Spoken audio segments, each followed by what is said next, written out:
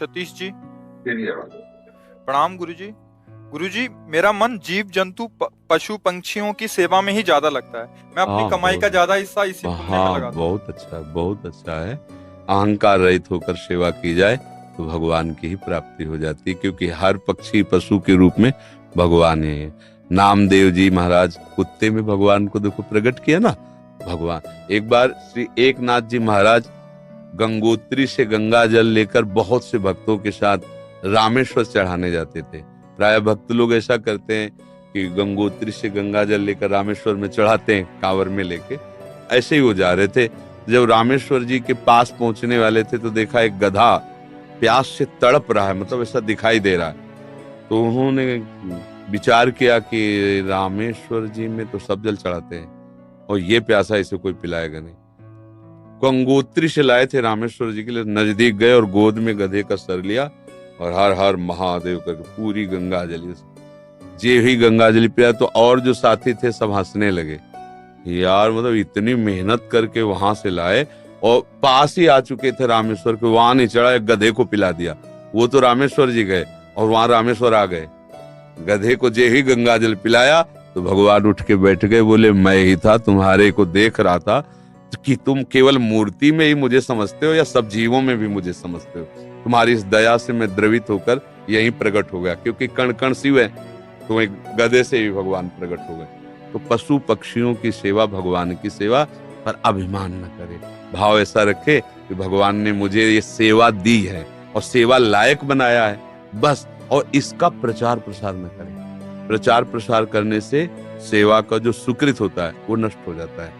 जैसे आप यार मित्रों से और बहुतों से कि हम तो ऐसा करते हैं, मतलब ये बात जैसे आप संत से या गुरुजनों से कहे तो बात अलग होती है, बस इसके बाद फिर इसे गुप्त। अगर कोई कहे भी कि सुना है कि आपने पक्षियों की बहुत सेवा करते हो, अरे हम अपनी ही सेवा नहीं कर पाते, पक्षियों की क्या, मतलब उसे हमें दबाना है।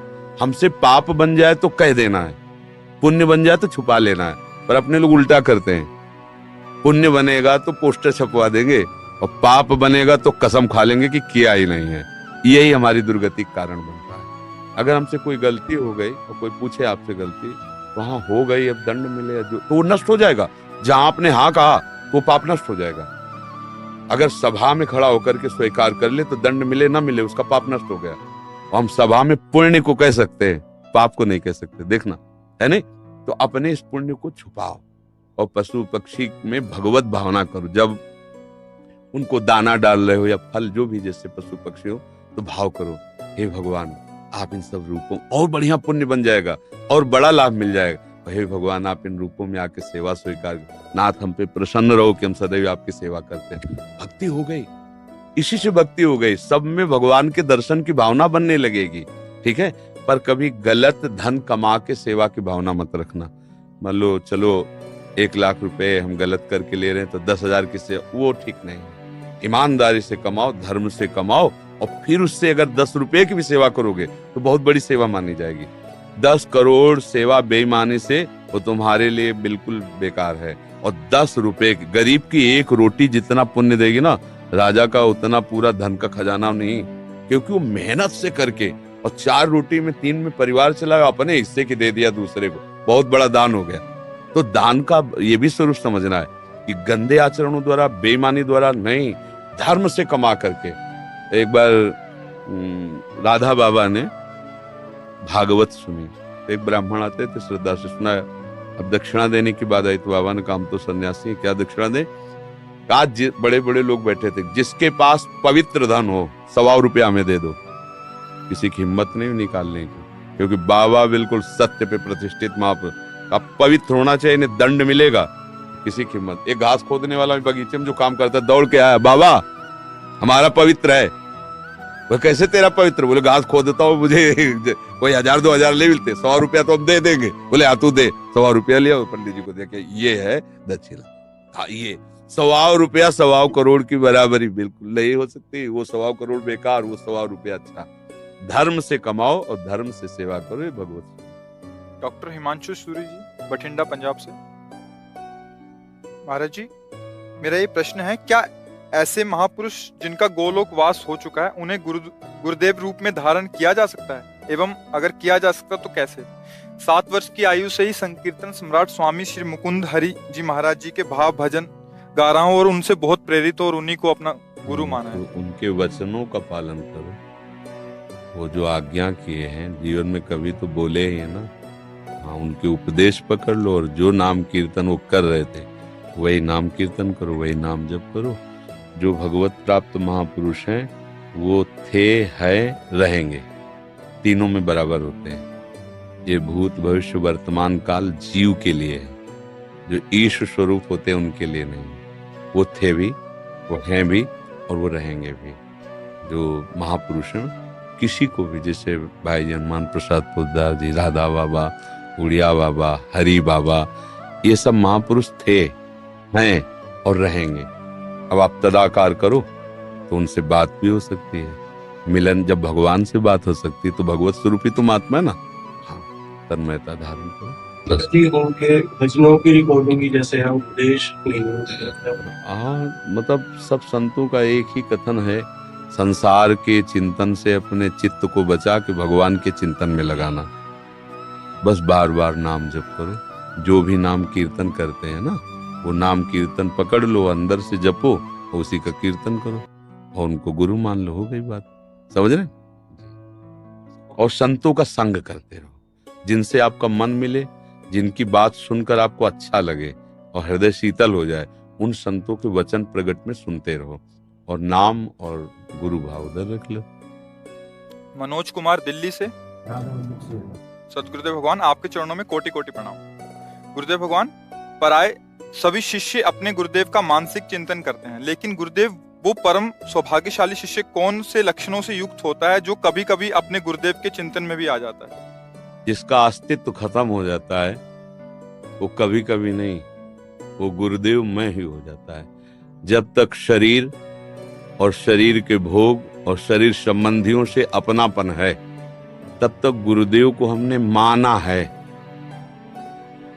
जैसे संसारिक किसी को हमने पिता माना, माता माना, रिश्ते नाते मान, उसी में एक और नाता मान लिया, गुरु। अब जिसने अपना अस्तित्व अहम में टिका होता है, जिसने अपना अहंकार गुरु जी के चरणों में दे दिया, अब जैसे आपकी आज्ञा वैसा ही हमारा जीवन है। आपका कृपा कटाक्षी हमारा मोक्ष मूलम गुरु कृपा। जिसने गुरुदेव को अपना अहम देकर सतत उनकी आज्ञा पर चला, तो गुरुदेव को चिंतन नहीं करना होता। गुरुदेव उसके हृदय में बैठते हैं, वो गुरुदेव के हृदय में सदैव रहता है। भगवान अपनी भक्ति के लिए कहते, साधु हृदय मह्यम, साधु नाम हृदय।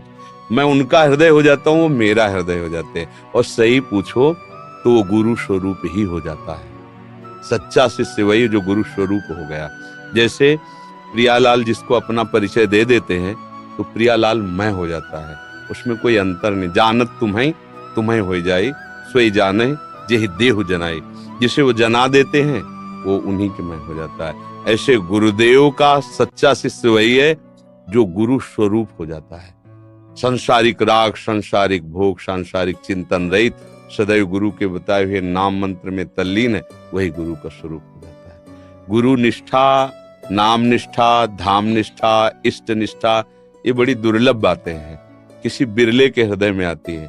और ये निष्ठा आ गई तो निश्चित वो उसी को प्राप्त हो जाता है जिसकी जो, जैसे अभी हमारी शरीर निष्ठा है सबकी, तो हमें भोग की चाह है, मान की चाह है, प्रियता है, संसार सारा प्रपंच है। और जिस दिन भगवान निष्ठा आ गई तो सारा प्रपंच खत्म हो गया, भगवत निष्ठा आ गई। भगवान के चरणारविंद में आसक्ति प्रेम, या प्रियालाल के चरणारविंद में आसक्ति प्रेम। पहले तो समझना है कि इष्ट और गुरु केवल कहने को दो शब्द हैं, पर्यायवाची, दो नहीं है। वही लाडली ही अपने रस का विस्तार करने के लिए हमारे जैसे शब्द बोलने वाला रूप धारण करके हमको समझाती हैं। हमारे आचार्य, हमारे गुरुदेव हमारी लाडली ही है, दूसरा कोई नहीं। गुरुदेव ही लाडली है, लाडली ही गुरुदेव है, दूसरा कोई उनको कौन जान सकता है, वही जान सकते हैं। तो वही आके अपना परिचय देते हैं आचार्य रूप में, गुरु रूप में, भगवत प्रेमी महात्माओं के रूप में। देखने को ढांचा पंच भौतिक होता है, अंदर हृदय सिंहासन पर युगल सरकार विराजमान होते हैं, वही अपना विस्तार करते रहते हैं। समझ में आ रहा ना? इस प्रकार आपने सुना कि जो लोग पशु पक्षी या कुत्तों को भोजन देते हैं उनके लिए क्या कल्याण होता है अथवा उनको क्या लाभ प्राप्त होता है।